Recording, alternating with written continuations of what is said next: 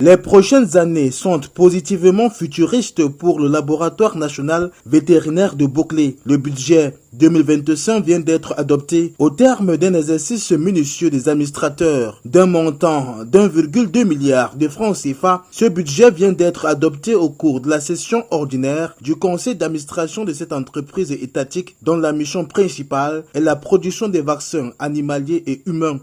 Comme vous l'avez constaté, nous avons délocalisé cette assise parce que la direction générale de la navette c'est à Garoua.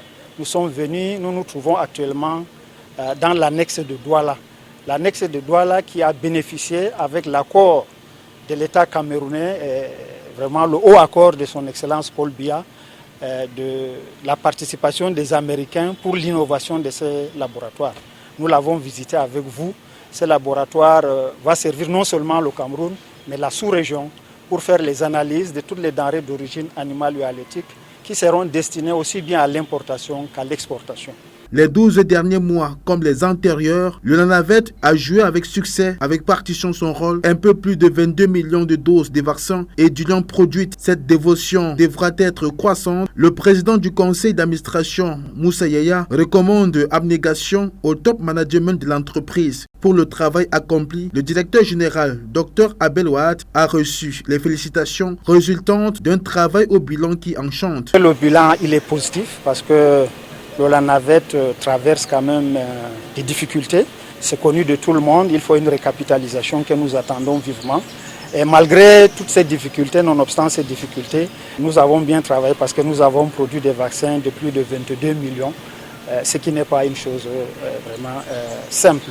Et ces vaccins vraiment servent, n'est-ce pas, à protéger aussi bien le cheptel national que le cheptel, n'est-ce pas, de la sous-région.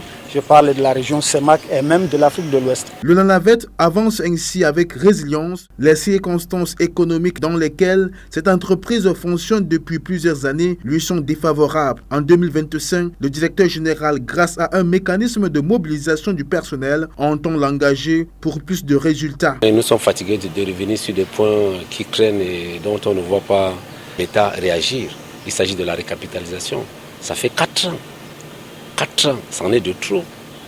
Une entreprise qui a perdu son capital, une entreprise qui a la charge de produire les vaccins, les médicaments pour le Cameroun et la sous-région, et dont les équipements sont vétustes. Depuis 42 ans, 43 ans qu'on a acquis ces équipements, rien n'a été remplacé. Les pièces de rechange n'existent même plus.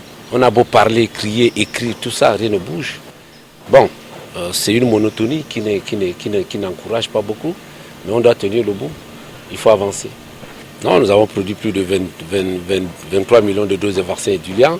Nous avons également fait le diagnostic des maladies animales, parmi lesquelles les zoonoses, confirmé des foyers de maladies, et organisé des formations, et beaucoup d'autres choses. Le contrôle qualité des denrées alimentaires avec le labo de Douala, on a analysé beaucoup des échantillons de poissons, de crevettes.